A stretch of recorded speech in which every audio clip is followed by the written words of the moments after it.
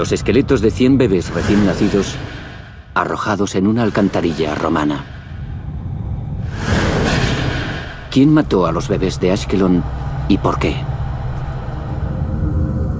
Para resolver el misterio, los científicos han utilizado técnicas de investigación criminal contemporáneas, incluida la prueba del ADN.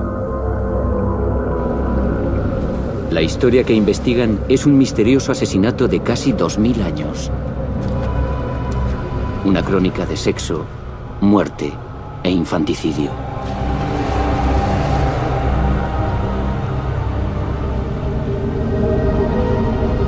Nacidos para morir. Esqueletos de Ashkelon.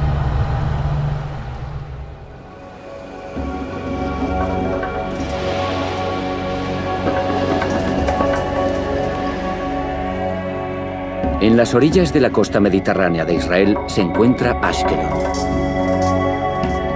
Puerto marítimo desde el 3500 a.C., fue una de las ciudades más importantes del Antiguo Mundo.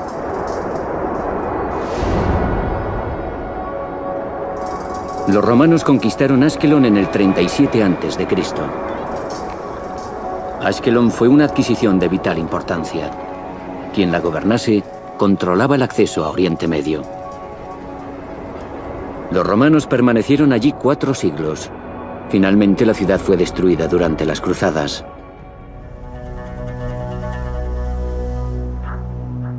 En los últimos 15 años, arqueólogos de la Universidad de Harvard han estado hurgando en los secretos de Ashkelon.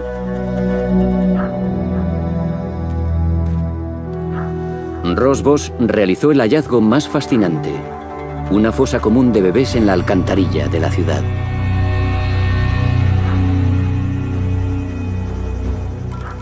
Empezamos probando debajo de la alcantarilla, bajo el baño que tengo detrás. Al llegar a la canaleta de la cloaca en la base, fue cuando empezamos a descubrir bastantes huesos, conchas y mucha cerámica rota. Una de las voluntarias que estaba excavando dentro comentó que había descubierto estos huesos de pollo. Así que me acerqué, empecé a examinarlos y pensé, bueno, podrían ser muslos, pero no estoy seguro. Parecían un poco extraños. Y comencé a ver otros huesos que no parecían de pollo. Así que nuestra analista de canales, Paula Wapnis, se acercó, cogió en la mano una de estas pequeñas costillas y dijo horrorizada, no son de pollo, son de bebé. Y entonces nos dimos cuenta que estábamos ante muchos niños que habían sido arrojados al canal de la alcantarilla.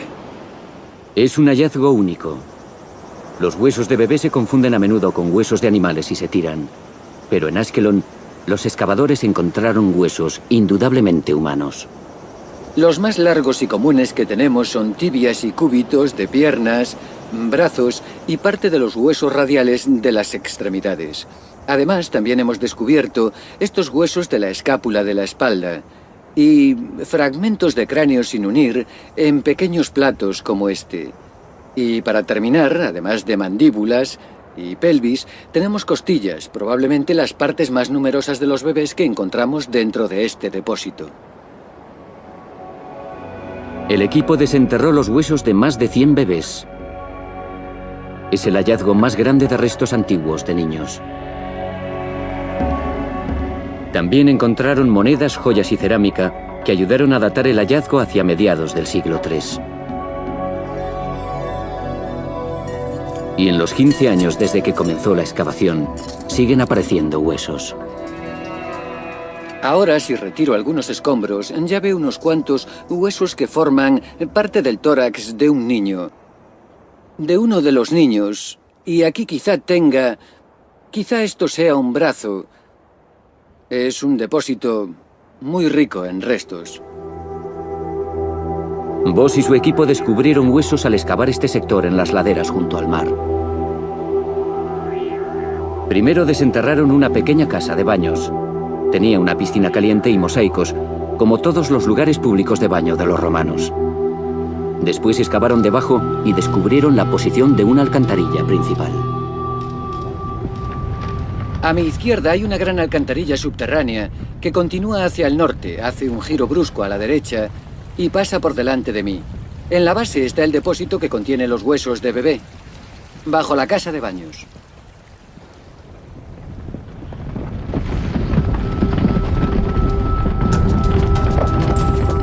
La propia casa de baños era pequeña. Solo había unas cuantas habitaciones dentro.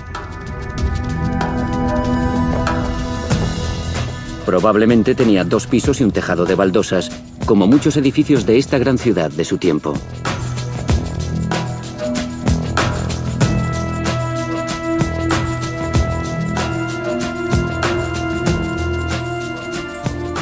Hoy en día, Ashkelon es un lugar turístico menor del que disfruta la gente de la zona. Pero en el siglo III después de Cristo, cuando los bebés murieron, era un poderoso puerto marinero, un gran bastión para Roma. A la cabeza de las excavaciones de Ashkelon, el profesor Larry Steiger conoce la historia de la ciudad mejor que nadie. Ashkelon fue un puerto marinero de mucho movimiento, donde había una gran variedad de gente que se reunía aquí o que vivía aquí. Probablemente fuese la gente de la era romana helenística con su propia religión, los conocidos como paganos. Había pequeñas comunidades de judíos, pequeñas comunidades de primeros cristianos, pero yendo y viniendo todo el tiempo estarían los marineros, los mercaderes. Ashkelon estaba bien desarrollada en aquella época porque Roma tenía interés en ello y quería verla prosperar como un gran puerto.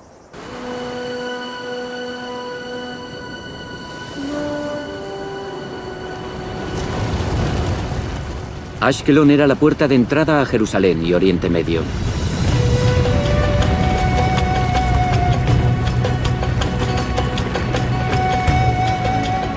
Los peregrinos y marineros desembarcaban aquí. Los mercaderes comerciaban con bienes de todo el imperio y la ciudad se enriquecía. En el siglo III después de Cristo alcanzó su cenit, con 15.000 habitantes y grandes construcciones por toda la ciudad.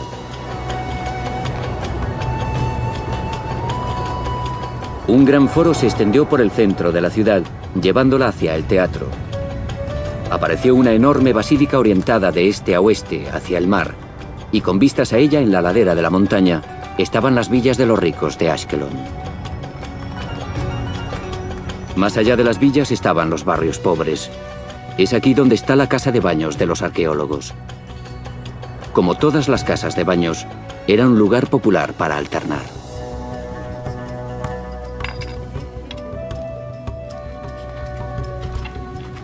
Por supuesto que un puerto como este debió de ser una gran atracción para los marineros que llegaban. Podían probar toda clase de comidas diferentes y beber, claro. Debían de jugar a menudo. Encontramos dados en diferentes lugares del emplazamiento. Los arqueólogos creen que esta era una casa de baños privada y pequeña, una de muchas en Ashkelon. El centro social del complejo era el vestuario, donde los bañistas podían comer y beber, jugar y hacer ejercicio. Todo el mundo iba a los baños, hombres y mujeres, hombres libres y esclavos. Por todo el imperio, las autoridades animaban al baño como una influencia de civilización que ayudaba a reforzar los valores romanos.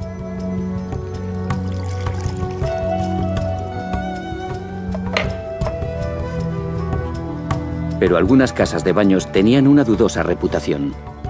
Los hombres iban a encontrarse con sus amantes o a buscar prostitutas. ¿Por qué había huesos de bebé en la alcantarilla bajo este edificio? ¿Cuál era el nexo entre la casa de baños y los bebés muertos? Este misterio tiene ahora a los arqueólogos en vilo. Este es un descubrimiento único. Los arqueólogos siempre quieren tener algo nuevo que no haya sido visto antes. Intentan crear una especie de misterio porque así se convierte en un misterio. ¿Qué hacen estos bebés dentro de este canal arrojados como basura en vez de, de tener un entierro normal? No sabíamos exactamente cuál era la causa. Pudo ser una epidemia que hizo estragos en la ciudad y todos se vieron obligados a deshacerse de los cuerpos lo antes posible. Voss llevó los huesos a Jerusalén para intentar descubrir cómo murió el centenar de bebés. Si fue una plaga, una masacre o un asesinato.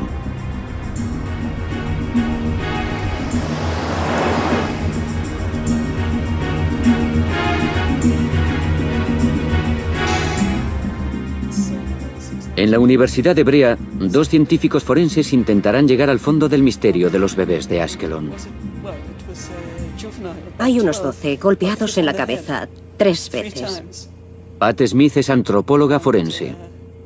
Mirando los huesos, incluso los más antiguos, puede encontrar la causa de la muerte. Esto es interesante. Hace el mismo trabajo que una patóloga, pero con esqueletos, no con cuerpos. Su primera observación sobre el caso Ashkelon fue vital. Lo más interesante es que parece que estos niños fueron enterrados poco tiempo después de morir. Si nos fijamos aquí, podemos ver que es inusual que los restos de bebés recuperados después de casi 2000 años tengan todas las partes del esqueleto, incluyendo los huesos más pequeños. Esto sugiere que fueron enterrados poco después de morir, cuando el tejido blando aún estaba presente. Este fue su primer y único descanso. El siguiente paso de la investigación es descubrir si los bebés murieron por enfermedad. Una de las cosas que miramos es la superficie del hueso, si ha habido alguna enfermedad o infección. Entonces, el cuerpo responde con la formación de un nuevo hueso irregular. Este hueso, que es un hueso de la parte alta del brazo, un número de Ashkelon, tiene la superficie relativamente suave, pero si observamos el mismo hueso de un bebé de otro lugar, podemos ver con nitidez que es muy irregular. Casi un hueso rayado en la superficie. Lo que sugiere que este bebé estuvo enfermo, al menos 2 semanas antes de morir. Así que los bebés de Ashkelon estaban saludables. La profesora Smith tiene un presentimiento sobre la causa de la muerte, pero le falta una información fundamental: la edad de los bebés. Por eso tuvo que examinar sus dientes. Lo que me llamó la atención fue el desarrollo de los gérmenes del diente. Este es un germen de diente de un bebé de Ashkelon. No está presente más de media corona. Si lo comparamos con el de un individuo de otro hallazgo arqueológico al que atribuyeron unos 9 meses en el momento de la muerte, hay una gran diferencia. Calcular la edad precisa de un bebé es muy difícil. El último método forense es observar una muestra representativa ampliada de un brote de diente. Como los anillos en el tronco de un árbol, las capas de esmalte se depositan en los dientes en intervalos regulares. El esmalte deja de formarse unas 24 horas después del nacimiento y después continúa más o menos al mismo ritmo. Pero para los bebés de Ashkelon, la foto era muy diferente. En los dientes de bebé de Ashkelon, lo que observamos fue solo esta cantidad de esmalte formado. Esta que vemos aquí. Y no aparecen para nada ninguna de estas líneas. No hay evidencias de que sobreviviese más de unos cuantos días. Los bebés de Ashkelon eran recién nacidos, lo que llevó a la profesora Smith a una conclusión. Ninguno de estos bebés, por mucho que lo imaginemos, podía tener más de una semana. Es la mejor prueba para sugerir que los mataron intencionadamente y los colocaron allí.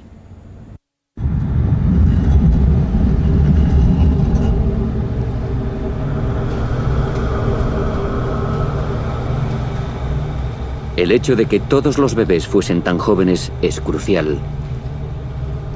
Según los antropólogos, cuando las madres matan a sus bebés, lo hacen casi siempre dentro de los primeros días de vida, antes de que el vínculo maternal se haga demasiado fuerte.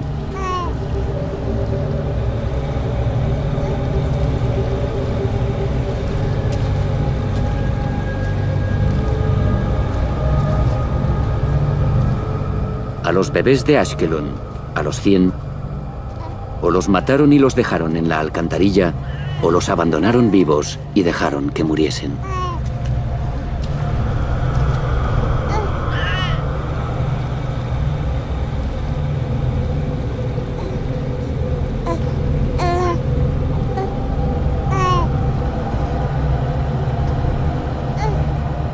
Es la mejor prueba forense encontrada jamás de una antigua práctica: el infanticidio. una fórmula de control de la población.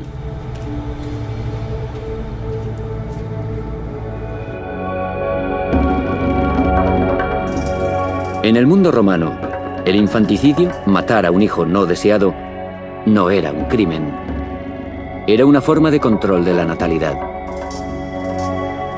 Los recién nacidos enfermos o no deseados se abandonaban. Los romanos, tan cultos en muchos sentidos, podían ser brutales si era necesario.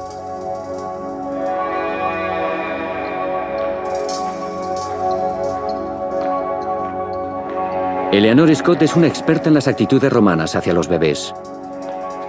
Estas eran muy diferentes a las nuestras, suavizadas por los avances de la ciencia médica. Empezamos a ver al bebé con identidad mientras está en el vientre, ya que una mujer puede decir si está embarazada desde el primer día después de una falta o por las fotografías de los bebés en el vientre. Una mujer puede invertir una cantidad inmensa de amor, casi romántico, en ese bebé porque espera que sobreviva.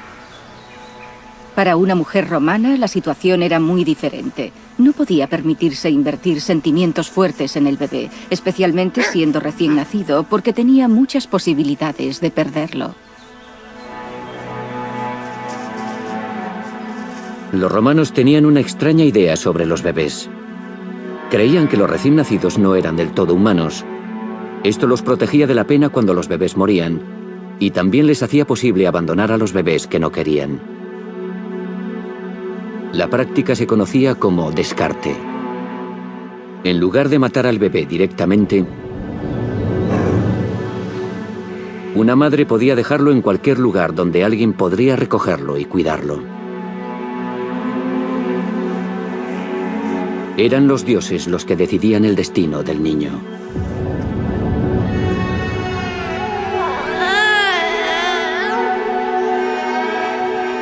Pero en el caso de Ashkelon fue muy diferente. No estaba en el azar de los dioses decidir si estos bebés serían o no rescatados. Cuando vemos las evidencias de Ashkelon, la verdad es que es bastante duro. Fue un asesinato directo de bebés recién nacidos, deshaciéndose de ellos en las alcantarillas, ya que no había posibilidad de que fuesen rescatados por alguien. ¿Pero es posible que matasen a los bebés antes de colocarlos aquí? No sabemos si estaban muertos antes de que los colocasen en la alcantarilla. Siempre nos gusta pensar que el material con el que trabajamos tuvo una muerte fácil. No olvidemos que son personas, o eran personas. Pero para los romanos, los recién nacidos no eran todavía personas. Y un sexo en particular, según los arqueólogos, estaba señalado para la muerte. Las víctimas usuales de un infanticidio son las niñas. Esto lo sabemos tanto por pruebas antiguas como por historias étnicas modernas. Generalmente es la hembra la víctima principal del infanticidio. Los arqueólogos suponen desde hace tiempo que los romanos preferían a los varones y se deshacían de las hembras. Pero es una creencia basada en una prueba muy tenue. Una carta escrita el año 1 a.C. por un hombre llamado Hilarión a su mujer embarazada, Alice. Hay varias referencias al asesinato de bebés hembras en la literatura clásica, pero no hay verdaderas pruebas forenses. Hilarión está lejos de casa por negocios y escribe a Alice. Saludos cariñosos. Sabes que estamos todavía en Alejandría. No te preocupes si los demás regresan sin mí. Te pido y te suplico que cuides del pequeño. Tan pronto como recibamos nuestro salario, te lo enviaré. Si, por suerte, diese salud antes de que regrese, si es niño, déjalo vivir. Si es niña, descártala.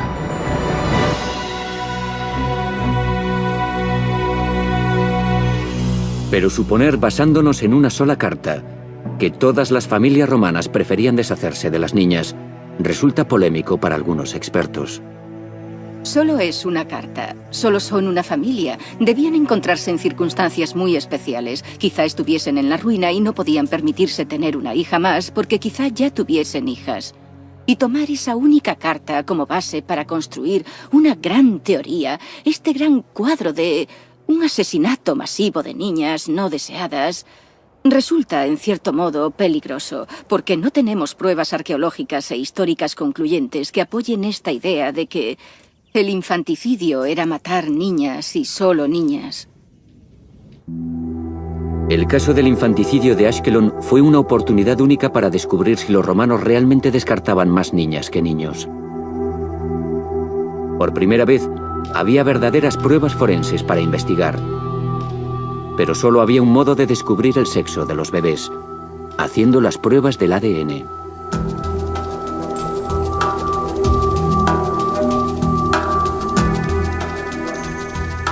La investigación del ADN ha revolucionado la arqueología. Los secretos de los que murieron hace tiempo pueden ahora ser investigados científicamente. Pero es un trabajo difícil y a veces incluso polémico. El doctor Andrew Merriweather es uno de los expertos más importantes del mundo en ADN antiguo. No hay forma de saber con certeza cuando se coge un hueso si habrá ADN en él o no, e incluso si se ha recuperado o a veces puede ser fragmentario, solo nos daría una parte de la respuesta que buscamos. El ADN de cada individuo, vivo o muerto, es único. Es el proyecto de nuestro sexo, apariencia, susceptibilidad a las enfermedades e incluso de nuestra personalidad, y está presente en todas nuestras células. Dentro del núcleo de cada célula hay cromosomas. Dentro de ellos está nuestro ADN, una sustancia química compuesta por dos ramas enlazadas de moléculas. Las moléculas están organizadas en secuencias llamadas genes, y cada gen determina quiénes somos y cómo somos. Cuando morimos, gran parte de nuestro ADN se destruye, pero en los dientes y en los huesos queda algo, aunque fragmentado, por miles de años.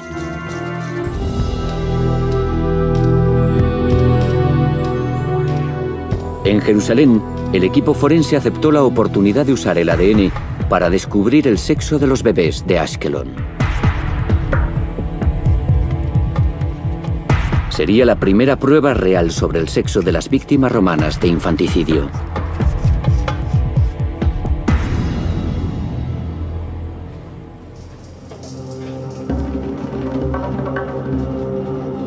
En Jerusalén, la doctora Marina Ferman comenzó la prueba del ADN en los huesos de Ashkelon para descubrir su sexo. Conocía perfectamente las dificultades de su tarea. Es mucho más difícil trabajar con ADN antiguo que con el moderno, porque el ADN moderno siempre da resultados. A veces los resultados no son los que queremos, pero sin duda hay resultados definitivos. Con el ADN antiguo no podemos predecir que vayamos a obtener algo. El primer problema fue que no hubiese nada de ADN en los huesos. La húmeda alcantarilla y el calor de Israel podrían haberlo destruido, pero solo había un modo de saberlo. Primero, Ferman extrajo polvo óseo del centro de los huesos, donde era menos probable que hubiese contaminación de ADN moderno. La contaminación es la gran pesadilla de la investigación de ADN antiguo. Es un problema porque el ADN de fuentes modernas, de mí o de quien maneje las muestras, ese ADN está en mucha mejor forma que el antiguo que está dentro del hueso o dentro del diente. Incluso la más mínima partícula podría contaminar la muestra y ese sería el resultado. Los investigadores deben llevar siempre guantes y máscaras. El aire en el laboratorio está filtrado. Los huesos antiguos pueden contaminarse por un roce o por una célula de piel seca del investigador. El polvo óseo de Ashkelon se lavó, se centrifugó, se calentó y se puso en hielo para limpiar las impurezas y para poder reducirlo a ADN puro. El proceso crítico fue la ampliación. Esta máquina funciona como una fotocopiadora. Duplica el ADN fragmentado y antiguo hasta que hay suficiente para hacer la prueba.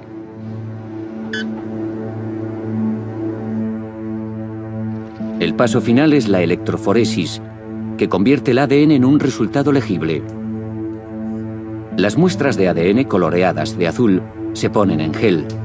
Una corriente eléctrica lo conduce a través del gel. Después, los resultados se ven bajo luz ultravioleta. Perman podrá decir ahora si el ADN era de un macho o de una hembra según el número de bandas que cada muestra hizo en el gel. El grupo de bandas más largo era un control de ADN moderno. Las dos bandas más cortas son ADN antiguo y ambos eran varones. Otros geles grabados como fotografías mostraron resultados similares.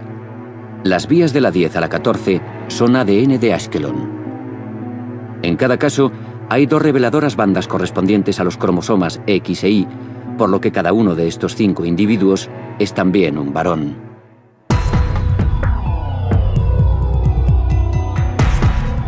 La doctora Ferman comprobó los huesos de 43 bebés. Solo 19 de ellos contenían ADN, y de los 19, 14 resultaron varones y solo 5 eran hembras. Tuvo que investigarse una posibilidad: la contaminación. Primero me emocionaría por tener todo este ADN nuclear, tan difícil de ampliar a partir de muestras muy antiguas, así que obtendría un resultado muy emocionante y estaría ilusionado si mis controles fuesen negativos. Inmediatamente querría encontrar una forma de confirmar que no es contaminación. Perman está segura de que los resultados son serios porque no había coincidencia en los resultados de todos los huesos. El índice de éxito de la identificación de sexo fue del 44%. Menos de la mitad de los huesos produjeron un ADN ampliable. Y si todos los huesos estuviesen contaminados por anteriores manejos, entonces habríamos terminado con un 100% en la identificación de sexo. Y este no fue el caso. Perman también comparó las secuencias de ADN de Ashkelon con aquellas de todos los que habían manejado los huesos, incluyendo a los arqueólogos varones. No coincidían. Sus resultados eran reales. Para Pat Smith, la interpretación estaba clara. Eran muestras pequeñas, pero sin duda sugieren que hubo algún tipo de elección con los chicos para matarlos preferentemente. El misterio ha dado otro giro. El caso de asesinato estaba llevando a los arqueólogos hacia un terreno desconocido. Estábamos realmente sorprendidos por descubrir que había más chicos en las cloacas que chicas, y en un número considerable, porque normalmente esperaríamos muchas más niñas que niños como víctimas de esta terrible práctica. Los resultados del ADN de Ashkelon prueban que los romanos también mataban a sus hijos varones, a veces en mayor número que a sus hijas. Quizá los padres romanos valorasen después de todo a sus hijas tanto como a sus hijos. Pero para explicar por qué los padres de Ashkelon mataron a más hijos que hijas, todavía quedaba un rastro de averiguaciones que seguir. La localización de los huesos bajo la casa de baños. El edificio iba a llevar a los arqueólogos a una visión completamente nueva del caso. Sentíamos curiosidad de por qué este lugar, esta zona de la ciudad tenía todos estos huesos. Cuando analizamos el hecho de que hubiese una casa de baños encima, que no era un baño público sino uno privado, que pudo haber sido un burdel, empezamos a pensar que habría una conexión. Cuando los arqueólogos excavaron la casa de baños, encontraron una inscripción interesante escrita en griego: entre y diviértase. También encontraron cerámica con diseños eróticos. Estos descubrimientos le sugirieron que la casa de baños podría haber sido también un burdel. Una interpretación que podría justificar la presencia de los bebés en la alcantarilla inferior. Quizá las cortesanas de la casa de baños eran prostitutas que quedaban embarazadas a menudo, por lo que inmediatamente se deshacían de los bebés que llegaban a término. El propio aborto era una práctica muy peligrosa, por lo que sería más seguro dejar que el bebé llegase a término para acabar con su vida después del nacimiento.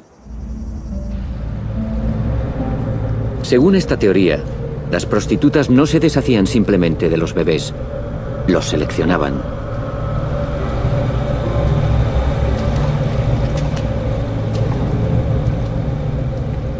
Los bebés varones se tiraban porque no eran tan útiles.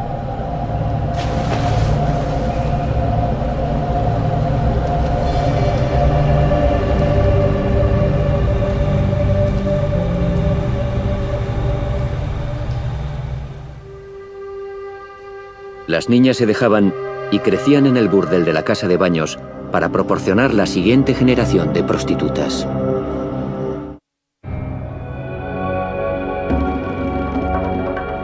Pompeya, en el sur de Italia. A diferencia de Ashkelon, esta ciudad romana está casi intacta. Cuando el monte Vesubio entró en erupción hace casi 2000 años, cubrió Pompeya con un manto de ceniza volcánica que mató a miles de personas, pero conservó los edificios y las obras de arte como recordatorio de cómo vivieron los romanos.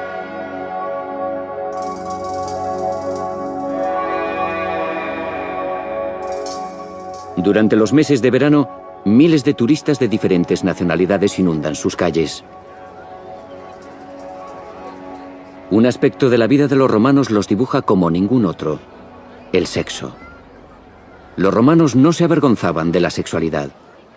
Era algo que admiraban, que no escondían. Justo allí hay un gran salami. Y a mi izquierda, mami, ¿eh? Uno no, muchos. Y aquel de allí es el dios Priapus. Y recuerden, es el dios de la fertilidad, de la procreación, la abundancia y las fortunas. No es un símbolo erótico. Lo que están viendo es un dios. Pero hay un lado más oscuro de la vida sexual de los romanos. Los documentos de la corte cuentan la historia de una mujer llamada Teodora que denunció el asesinato de su hija prostituta. Teodora era una mujer cuya hija, una prostituta, había sido asesinada por un concejal de la ciudad de Alejandría.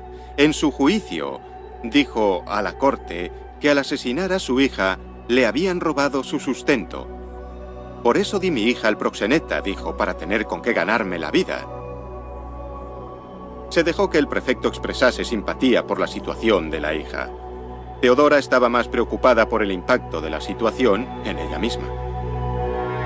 Claramente algunas madres romanas prostituían a sus hijas, como sospechaban los arqueólogos de Ashkelon.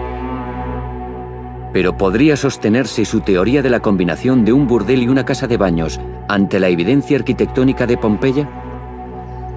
La principal atracción de la ciudad es su burdel, que está muy bien conservado. Si la casa de baños de Ashkelon fue también un burdel, tendría que parecerse a algo como esto. En el piso bajo hay 5 cubículos, 3 en aquel lado, 2 en este, con una letrina por la parte de atrás. Hay 5 habitaciones más arriba. La prueba que hace prácticamente cierto que sea un burdel es, ante todo, las camas de piedra que encontramos en los cubículos de la planta baja. Camas de piedra con almohadas de piedra en cada una de estas 5 celdas. En las paredes se encontraron unos 120 ejemplos de grafiti erótico que incluían los nombres de clientes, como nuestro amigo Víctor aquí. Y además de nombres de clientes y prostitutas, tenemos precios por un acto de prostitución. Están anotados varios servicios sexuales. También tenemos los testimonios de clientes muy satisfechos con los servicios proporcionados en este lugar. Aquí podemos reconstruir cada aspecto de la industria sexual de Pompeya. La psicología de sus clientes, incluso el detalle del precio gracias a los grafitis. Los grafitis nos muestran una serie de precios, el más frecuente de los cuales eran 2 ases. Un as era una moneda pequeña de cobre y 2 ases era el precio de un frasco de vino barato, lo que sugiere que este no era un mercado alto en la venta de sexo. En realidad, los precios recogidos en Pompeya son de los más bajos en todo el mundo romano. Las prostitutas se vendían por comercio en cada parte de la ciudad romana. La prostitución no era ilegal. De hecho, algunos ayuntamientos imponían una tasa. Muchos edificios, bares, hoteles, tabernas y casas de baño se usaban como burdeles, pero para hacerlo necesitaban una arquitectura en particular. En Pompeya hay un edificio que, según algunos expertos, era una combinación de casa de baños y burdel, por lo que podría ser el modelo del de Ashkelon. Se llama la casa de baños suburbana. Este es el vestuario principal de los baños, donde se dejaba la ropa cuando se salía para el ritual del baño.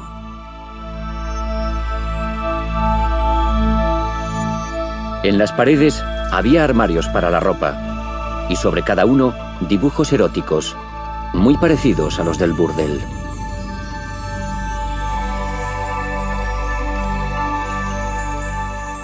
¿Existe una conexión entre el baño y el funcionamiento de un burdel o solo pretendían ayudar a la gente a recordar dónde dejaban su ropa? ¿O simplemente pretendían hacer reír a la gente porque las situaciones sexuales descritas están en la parte alta? Si hubo un burdel aquí, estaría arriba, encima de los baños. Este nivel del complejo de baños tenía habitaciones pequeñas que quizá eran cubículos de prostitutas y clientes. Nos faltan las camas de piedra que vimos en el burdel, así que esto podría haber sido un prostíbulo, pero nos falta la prueba final. En Ashkelon hay muchas menos pruebas que examinar. ¿Serán capaces de probar los arqueólogos que su casa de baños también funcionaba como burdel?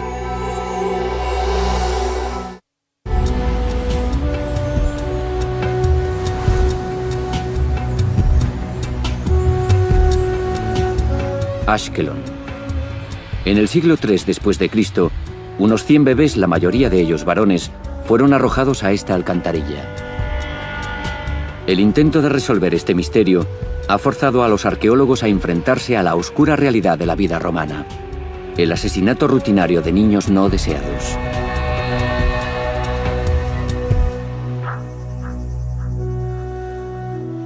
Larry Steiger y Ross Boss creen que su teoría de la prostitución es la que mejor se ajusta al hallazgo, ya que explica el por qué se encontraron más varones que hembras. Bueno, como arqueólogo piensas en el contexto en que se encontraron las cosas.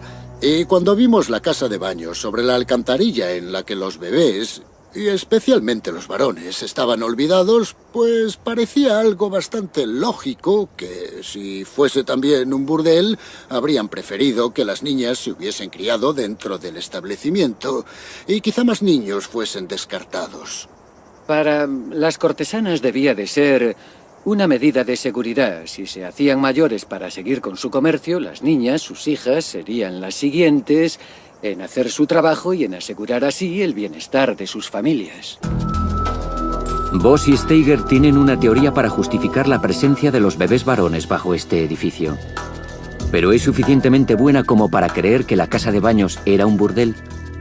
No encontraron restos de grafitis, cubículos o camas de piedra. Tampoco encontraron pruebas de una escalera que probaría que el edificio tenía un segundo piso. ¿Incluso pueden estar seguros de que había una segunda planta que acogiese a las prostitutas? Creo que no hay duda de que había al menos 2 plantas, quizá 3, en la mayoría de estos edificios en el período romano tenían cimientos sólidos y fácilmente podrían haber sido construidos de esa forma, altos. Así que probablemente vivían encima y en aquel lugar en particular. El problema es que en Ashkelon, los arqueólogos se enfrentan a un estado de preservación muy diferente al de Pompeya. La ciudad fue destruida en el siglo XII y sus ruinas saqueadas, por lo que tienen menos evidencias con las que trabajar. Pero Steiger y Boss saben que esta casa de baños era más pequeña que la casa de baños suburbana de Pompeya.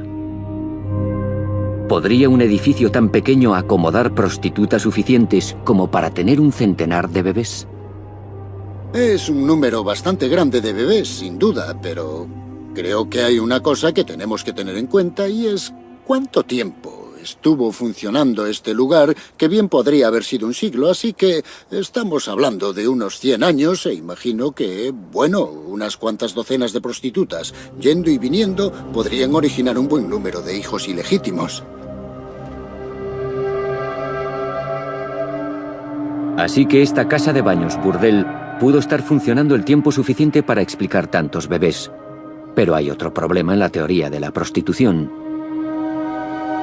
Las prostitutas se encontraban en la jerarquía más baja de la industria del sexo. Eran esclavas y, como tales, no tenían derecho a deshacerse de sus propios hijos.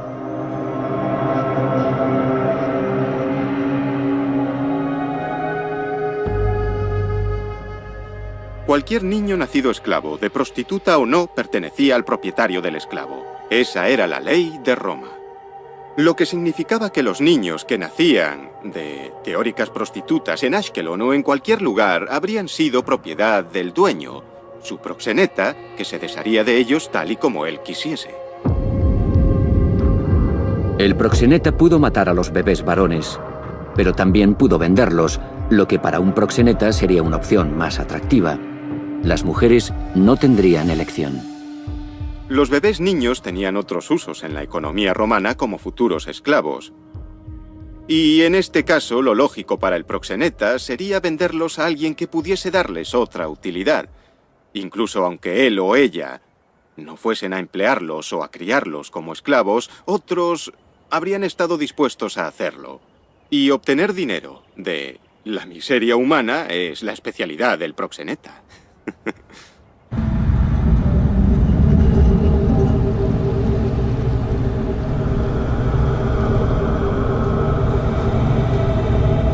Quizá la prostitución no sea la respuesta al misterio. Quizá sea algo más sencillo y la pista sea la propia alcantarilla. Los excavadores han sugerido que estos bebés fueron tirados o llevados a la alcantarilla, un lugar profundo del que no había escapatoria. Nadie iba a aparecer por allí y encontrar a estos bebés, y eso a mí me sugiere que quizá ya estaban muertos. Podría ser el lugar al que se llevaban los niños nacidos muertos o los bebés que morían al poco de nacer. A los bebés de esa edad no se les consideraba como completamente humanos, por lo que no podían llevarlos a un cementerio, tenían que dejarlos en algún sitio.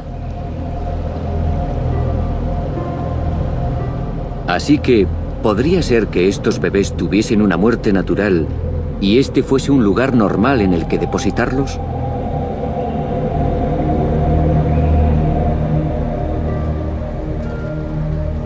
Es una cuestión que deben contestar los forenses, y para la profesora Smith, la temprana edad de los bebés sigue siendo la clave. Por supuesto que es posible que fuesen niños nacidos muertos y que lo que tenemos aquí sea de lo más natural. Pero normalmente, si los recién nacidos fuesen vivos o muertos, eran abandonados de una forma tan natural, veríamos que la misma práctica se extendería a bebés de más edad, incluso los que morían unos meses después. Y nuestra principal base para decir que este era un lugar donde solo tiraban los productos de los infanticidios fue el hecho de que no hay ninguna evidencia de otros bebés mayores, incluso de una semana o más. Y de nuevo, aparece el hecho del descarte. Los tiraban sin más en una alcantarilla. La profesora Smith es firme en su creencia de las pruebas forenses. Todos los bebés de unos cuantos días de vida suponen infanticidio. Pero si sus madres eran prostitutas que se deshacían de los bebés varones, permanecerá como una teoría. Aún no puede ser probada. Aunque como prueba forense de práctica de infanticidio a escala masiva, el caso de Ashkelon sigue siendo único. La verdad es que es un cuadro desalentador el que tenemos cuando miramos en esta alcantarilla, se mire de la forma que se mire. Es algo bastante desalentador por las cosas que ocurrieron en esa cultura. Pero, sin embargo, la prueba está ahí y parece señalar en una dirección, así que tenemos que tratar de hacerle frente e intentar explicarla. Probablemente nunca sepamos con exactitud qué ocurrió en Ashkelon, pero el caso nos fuerza a reconocer la diferente forma de valoración de los niños en una cultura en la que la vida era brutal y corta. No podemos juzgar a la gente con nuestros valores occidentales. Tenemos que evitar los juicios de valor sobre estas sociedades y tratar de pensar más en términos de lo diferentes que eran de nosotros. No presuponer que se comportaban de un modo que podemos entender y también denigrar.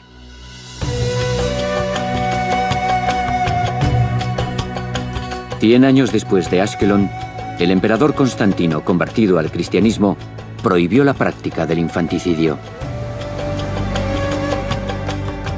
Al menos oficialmente, la época del asesinato de niños había terminado. Pero para los 100 niños que dejaron en la alcantarilla, era demasiado tarde.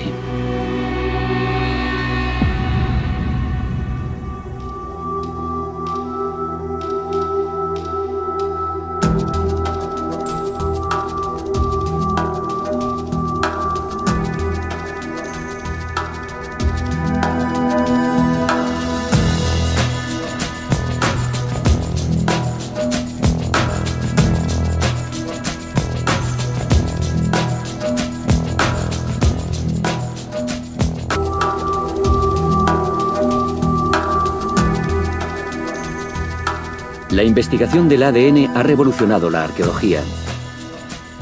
Los secretos de los que murieron hace tiempo pueden ahora ser investigados científicamente. Pero es un trabajo difícil y a veces incluso polémico. El Dr. Andrew Merriweather es uno de los expertos más importantes del mundo en ADN antiguo.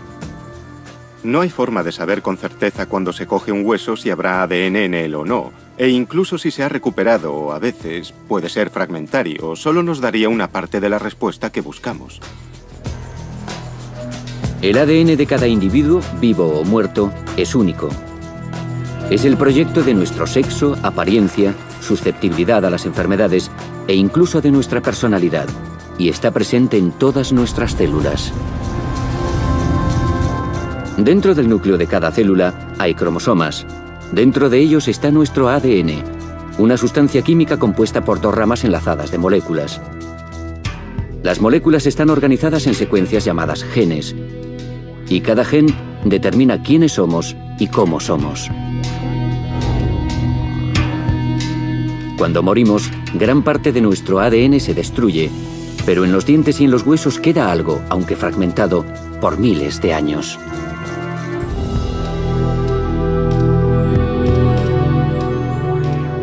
En Jerusalén, el equipo forense aceptó la oportunidad de usar el ADN para descubrir el sexo de los bebés de Ashkelon. Sería la primera prueba real sobre el sexo de las víctimas romanas de infanticidio.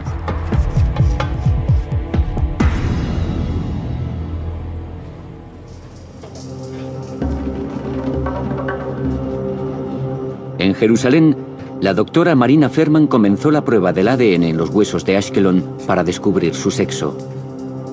Conocía perfectamente las dificultades de su tarea.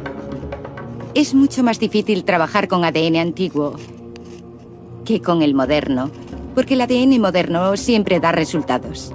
A veces los resultados no son los que queremos, pero sin duda hay resultados definitivos. Con el ADN antiguo no podemos predecir que vayamos a obtener algo. El primer problema fue que no hubiese nada de ADN en los huesos.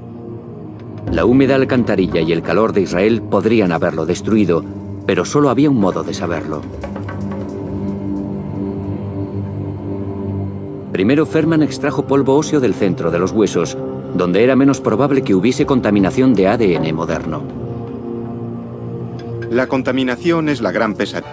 No te preocupes si los demás regresan sin mí.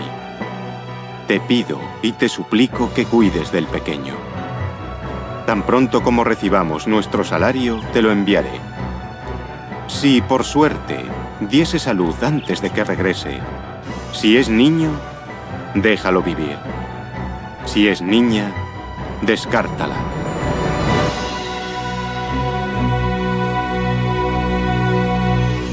Pero suponer, basándonos en una sola carta, que todas las familias romanas preferían deshacerse de las niñas, resulta polémico para algunos expertos. Solo es una carta, solo son una familia. Debían encontrarse en circunstancias muy especiales. Quizá estuviesen en la ruina y no podían permitirse tener una hija más porque quizá ya tuviesen hijas. Y tomar esa única carta como base para construir una gran teoría, este gran cuadro de un asesinato masivo de niñas no deseadas, resulta, en cierto modo, peligroso, porque no tenemos pruebas arqueológicas e históricas concluyentes que apoyen esta idea de que el infanticidio era matar niñas y solo niñas. El caso del infanticidio de Ashkelon fue una oportunidad única para descubrir si los romanos realmente descartaban más niñas que niños. Por primera vez, había verdaderas pruebas forenses para investigar. Pero solo había un modo de descubrir el sexo de los bebés, haciendo las pruebas del ADN.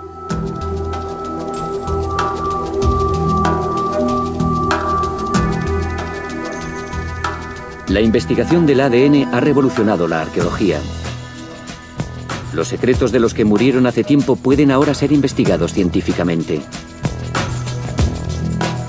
Pero es un trabajo difícil y a veces incluso polémico. El doctor Andrew Merriweather es uno de los expertos más importantes del mundo en ADN antiguo. No hay forma de saber con certeza cuando se coge un hueso si habrá ADN en él o no, e incluso si se ha recuperado o a veces puede ser fragmentario, solo nos daría una parte de la respuesta que buscamos. El ADN de cada individuo, vivo o muerto, es único. Es el proyecto de nuestro sexo, apariencia, susceptibilidad a las enfermedades e incluso de nuestra personalidad, y está presente en todas nuestras células. Dentro del núcleo de cada célula hay cromosomas. Dentro de ellos está nuestro ADN, una sustancia química compuesta por dos ramas enlazadas de moléculas. Las moléculas están organizadas en secuencias llamadas genes, y cada gen determina quiénes somos y cómo somos. Cuando morimos, gran parte de nuestro ADN se destruye. Inmediatamente se deshacían de los bebés que llegaban a término. El propio aborto era una práctica muy peligrosa, por lo que sería más seguro dejar que el bebé llegase a término para acabar con su vida después del nacimiento. Según esta teoría, las prostitutas no se deshacían simplemente de los bebés, los seleccionaban.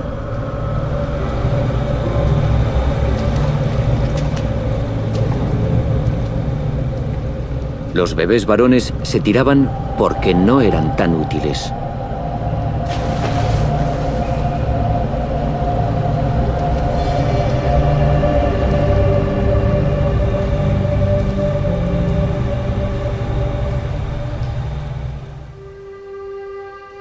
Las niñas se dejaban y crecían en el burdel de la casa de baños para proporcionar la siguiente generación de prostitutas.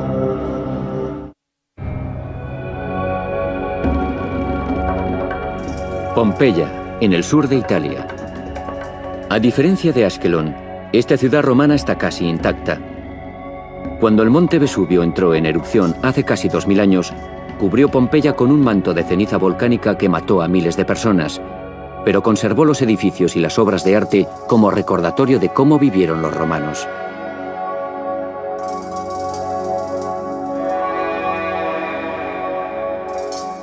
Durante los meses de verano, miles de turistas de diferentes nacionalidades inundan sus calles. Un aspecto de la vida de los romanos los dibuja como ningún otro: el sexo. Los romanos no se avergonzaban de la sexualidad. Era algo que admiraban, que no escondían. Justo allí hay un gran salami. Y a mi izquierda, mami, ¿eh? Uno no, muchos. Y aquel de allí es el dios Priapus. Y recuerden, es el dios de la fertilidad, de la procreación, la abundancia y las fortunas. No es un símbolo erótico. Lo que están viendo es un dios. Pero hay un lado más oscuro de la vida sexual de los romanos. Los documentos de la corte cuentan la historia de una mujer llamada Teodora que denunció el asesinato de su hija prostituta. Teodora era una mujer cuya hija, una prostituta, había sido asesinada por un concejal de la ciudad de Alejandría. En su juicio, dijo a la corte que al asesinar a su hija le habían robado su sustento. Por eso di mi hija al proxeneta, dijo, para tener con qué ganarme la vida. Se dejó que el prefecto expresase simpatía por la situación de la hija. Teodora estaba más preocupada por el impacto de la situación en ella misma. Claramente algunas madres romanas prostituían a su...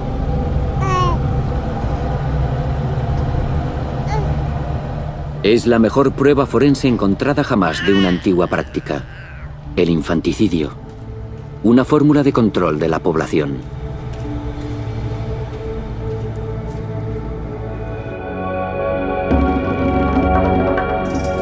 En el mundo romano, el infanticidio, matar a un hijo no deseado, no era un crimen. Era una forma de control de la natalidad. Los recién nacidos enfermos o no deseados se abandonaban. Los romanos, tan cultos en muchos sentidos, podían ser brutales si era necesario.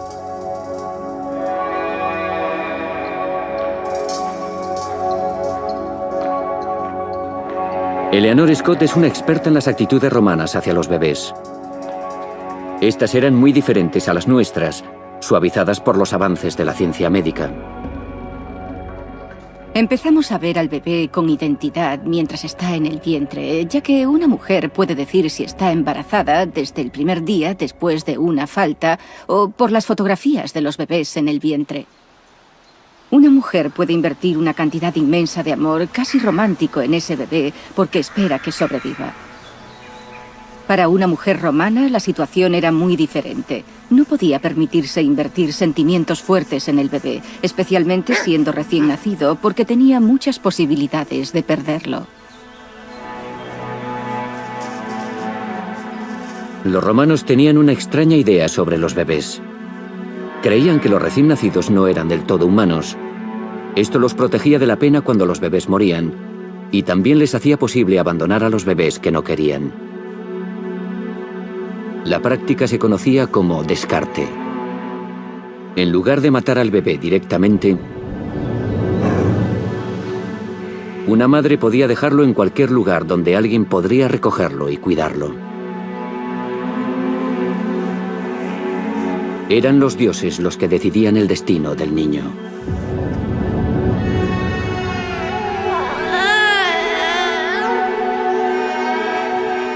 Pero en el caso de Ashkelon fue muy diferente. No estaba en el azar de los dioses decidir si estos bebés serían o no rescatados. Cuando vemos las evidencias de Ashkelon, la verdad es que es bastante duro. Fue un asesinato directo de bebés recién nacidos, deshaciéndose de ellos en las alcantarillas, ya que no había posibilidad de que fuesen rescatados por alguien. ¿Pero es posible que matasen a los bebés antes de colocarlos aquí? No sabemos si estaban... Está filtrado. Los huesos antiguos pueden contaminarse por un roce o por una célula de piel seca del investigador. El polvo óseo de Ashkelon se lavó, se centrifugó, se calentó y se puso en hielo para limpiar las impurezas y para poder reducirlo a ADN puro. El proceso crítico fue la ampliación. Esta máquina funciona como una fotocopiadora. Duplica el ADN fragmentado y antiguo hasta que hay suficiente para hacer la prueba.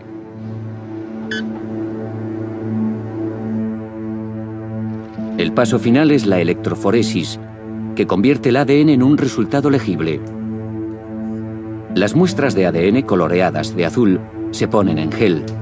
Una corriente eléctrica lo conduce a través del gel. Después los resultados se ven bajo luz ultravioleta. Perman podrá decir ahora si el ADN era de un macho o de una hembra según el número de bandas que cada muestra hizo en el gel. El grupo de bandas más largo era un control de ADN moderno.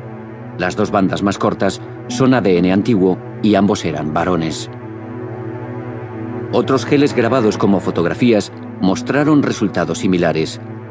Las vías de la 10 a la 14 son ADN de Ashkelon. En cada caso, hay dos reveladoras bandas correspondientes a los cromosomas X e Y, por lo que cada uno de estos 5 individuos es también un varón.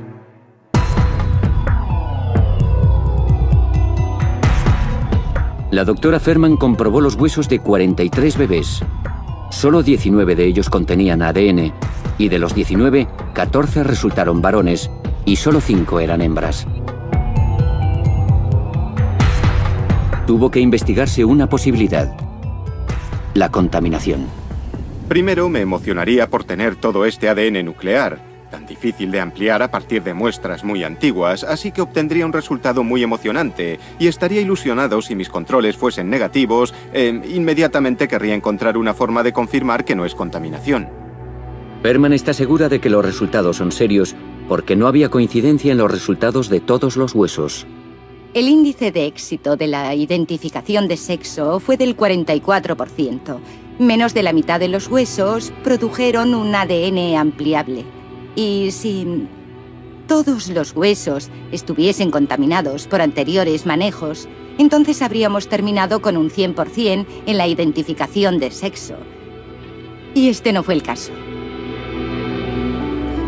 Ferman también comparó las secuencias de ADN de Ashkelon con aquellas de todos los que habían manejado los huesos, incluyendo a los arqueólogos varones. No coincidían. Sus resultados eran... Quizá la prostitución no sea la respuesta al misterio. Quizá sea algo más sencillo, y la pista sea la propia alcantarilla. Los excavadores han sugerido que estos bebés fueron tirados o llevados a la alcantarilla, un lugar profundo del que no había escapatoria. Nadie iba a aparecer por allí y encontrar a estos bebés, y eso a mí me sugiere que quizá ya estaban muertos. Podría ser el lugar al que se llevaban los niños nacidos muertos o los bebés que morían al poco de nacer. A los bebés de esa edad no se les consideraba como completamente humanos, por lo que no podían llevarlos a un cementerio, tenían que dejarlos en algún sitio. Así que, ¿podría ser que estos bebés tuviesen una muerte natural y este fuese un lugar normal en el que depositarlos?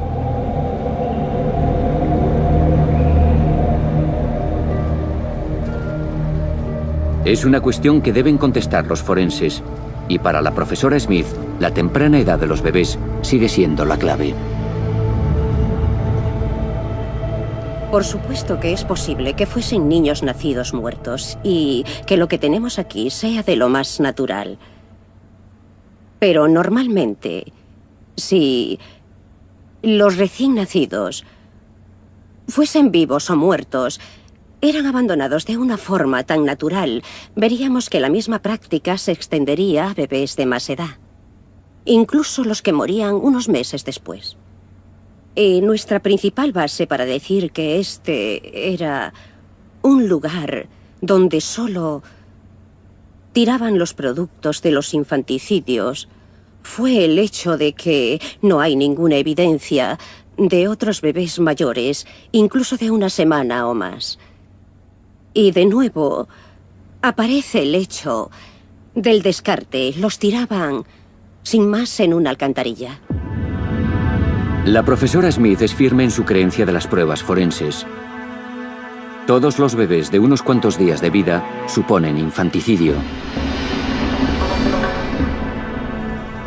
Pero si sus madres eran prostitutas que se deshacían de los bebés varones, permanecerá como una teoría. Aún no puede ser probada. Aunque como prueba forense de práctica de infanticidio a escala masiva, el caso de Ashkelon sigue siendo único. La verdad es que es un cuadro desalentador el que tenemos cuando miramos en esta alcantarilla, se mire de la forma que se mire. Es algo bastante desalentador por las cosas que ocurrieron en esa cultura. Pero, sin embargo, la prueba está ahí. Los arqueólogos estaba señalado para la muerte. Las víctimas usuales de un infanticidio son las niñas.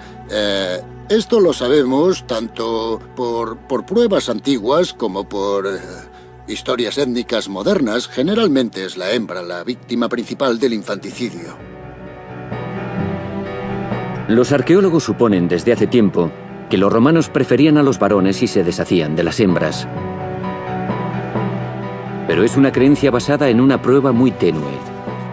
Una carta escrita el año 1 a.C. por un hombre llamado Hilarión a su mujer embarazada, Alice. Hay varias referencias al asesinato de bebés hembras en la literatura clásica, pero no hay verdaderas pruebas forenses. Hilarión está lejos de casa por negocios y escribe a Alice. Saludos cariñosos.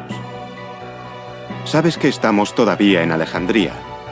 No te preocupes si los demás regresan sin mí. Te pido y te suplico que cuides del pequeño. Tan pronto como recibamos nuestro salario, te lo enviaré. Si, por suerte, diese salud antes de que regrese, si es niño, déjalo vivir. Si es niña, descártala.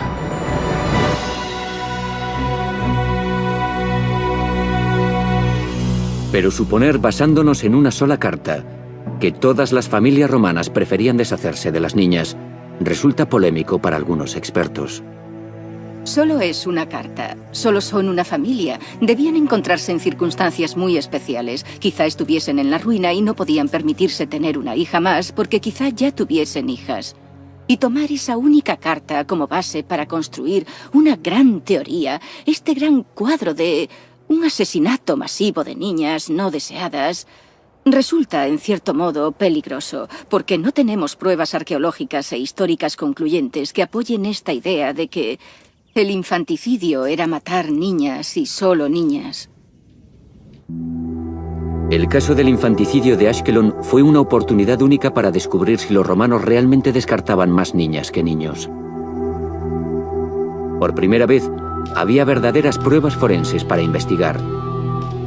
Pero solo había un modo de descubrir el sexo de los bebés, haciendo las pruebas del ADN.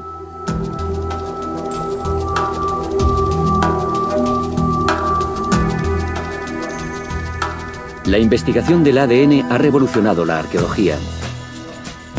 Los secretos de los que murieron hace tiempo pueden ahora ser investigados científicamente. Pero es un trabajo difícil y... con un 100% en la identificación de sexo. Y este no fue el caso. Perman también comparó las secuencias de ADN de Ashkelon con aquellas de todos los que habían manejado los huesos, incluyendo a los arqueólogos varones. No coincidían. Sus resultados eran reales. Para Pat Smith, la interpretación estaba clara. Eran muestras pequeñas, pero sin duda sugieren que hubo algún tipo de elección con los chicos para matarlos preferentemente. El misterio ha dado otro giro. El caso de asesinato estaba llevando a los arqueólogos hacia un terreno desconocido. Estábamos realmente sorprendidos por descubrir que había más chicos en las cloacas que chicas, y en un número considerable, porque normalmente esperaríamos muchas más niñas que niños como víctimas de esta terrible práctica. Los resultados del ADN de Ashkelon prueban que los romanos también mataban a sus hijos varones, a veces en mayor número que a sus hijas. Quizá los padres romanos valorasen después de todo a sus hijas tanto como a sus hijos.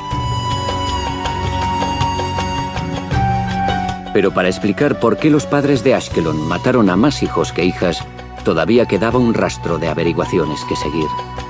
La localización de los huesos bajo la casa de baños. El edificio iba a llevar a los arqueólogos a una visión completamente nueva del caso. Sentíamos curiosidad de por qué este lugar, esta zona de la ciudad tenía todos estos huesos. Cuando analizamos el hecho de que hubiese una casa de baños encima, que no era un baño público sino uno privado, que pudo haber sido un burdel, empezamos a pensar que habría una conexión. Cuando los arqueólogos excavaron la casa de baños, encontraron una inscripción interesante escrita en griego: «Entre y diviértase». También encontraron cerámica con diseños eróticos. Estos descubrimientos le sugirieron que la casa de baños podría haber sido también un burdel. Una interpretación que podría justificar la presencia de los bebés en la alcantarilla inferior. Quizá las cortesanas de la casa de baños eran prostitutas que quedaban embarazadas a menudo, por lo que inmediatamente se deshacían de los bebés que llegaban a término.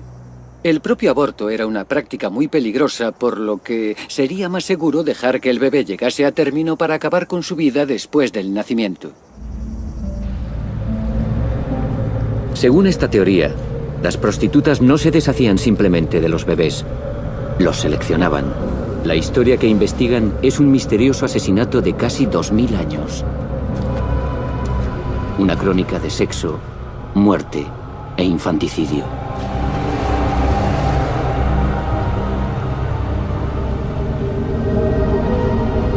Nacidos para morir. Esqueletos de Ashkelon.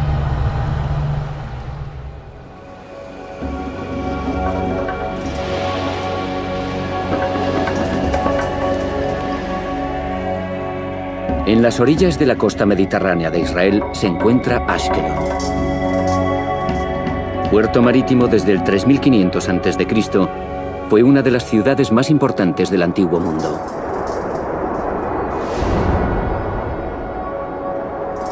Los romanos conquistaron Ashkelon en el 37 a.C. Ashkelon fue una adquisición de vital importancia.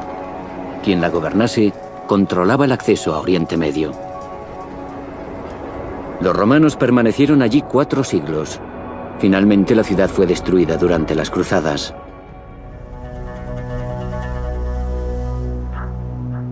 En los últimos 15 años, arqueólogos de la Universidad de Harvard han estado hurgando en los secretos de Ashkelon.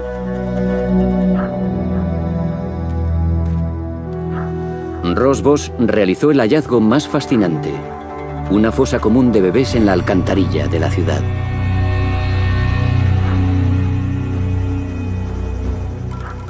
Empezamos probando debajo de la alcantarilla, bajo el baño que tengo detrás.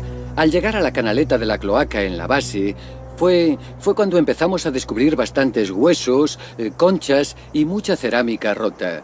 Una de las voluntarias que estaba excavando dentro comentó que había descubierto estos huesos de pollo. Así que me acerqué, empecé a examinarlos y pensé, bueno, podrían ser muslos, pero no estoy seguro. Parecían un poco extraños. Y comencé a ver otros huesos que no parecían de pollo. Así que nuestra analista de canales, Paula Wapnis, se acercó, cogió en la mano una de estas pequeñas costillas y dijo horrorizada, no son de pollo, son de bebé. Y entonces nos dimos cuenta que estábamos ante muchos niños que habían sido arrojados al canal de la alcantarilla. Es un hallazgo único. Los huesos de bebé se confunden a menudo con huesos de animales y se tiran. Pero en Ashkelon, los excavadores encontraron huesos indudablemente humanos. Los más largos y comunes que tenemos son tibias y cúbitos de piernas, brazos y parte de los huesos radiales de las extremidades. Además, también hemos descubierto estos huesos de la escápula de la espalda y fragmentos de cráneo sin unir en pequeños platos como este. Y para terminar, además de mandíbulas y pelvis, tenemos costillas radiales de las extremidades. Además, también hemos descubierto estos huesos de la escápula de la espalda y fragmentos de cráneo sin unir en pequeños platos como este. Y para terminar, además de mandíbulas y pelvis, tenemos costillas, probablemente las partes más numerosas de los bebés que encontramos dentro de este depósito. El equipo desenterró los huesos de más de 100 bebés. Es el hallazgo más grande de restos antiguos de niños. También encontraron monedas, joyas y cerámica que ayudaron a datar el hallazgo hacia mediados del siglo III. Y en los 15 años desde que comenzó la excavación, siguen apareciendo huesos. Ahora, si retiro algunos escombros, ya veo unos cuantos huesos que forman parte del tórax de un niño. De uno de los niños. Y aquí quizá esto sea un brazo. Es un depósito muy rico en restos. Boss y su equipo descubrieron huesos al excavar este sector en las laderas junto al mar. Primero desenterraron una pequeña casa de baños. Tenía una piscina caliente y mosaicos, como todos los lugares públicos de baño de los romanos. Después excavaron debajo y descubrieron la posición de una alcantarilla principal. A mi izquierda hay una gran alcantarilla subterránea que continúa hacia el norte, hace un giro brusco a la derecha y pasa por delante de mí. En la base está el depósito que contiene los huesos de bebé, bajo la casa de baños.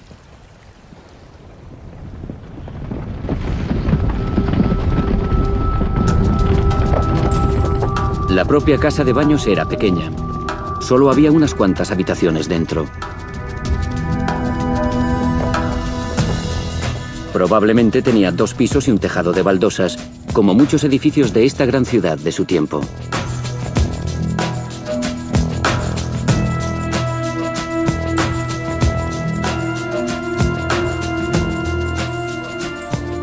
Hoy en día, Ashkelon es un lugar turístico menor del que disfruta la gente de la zona.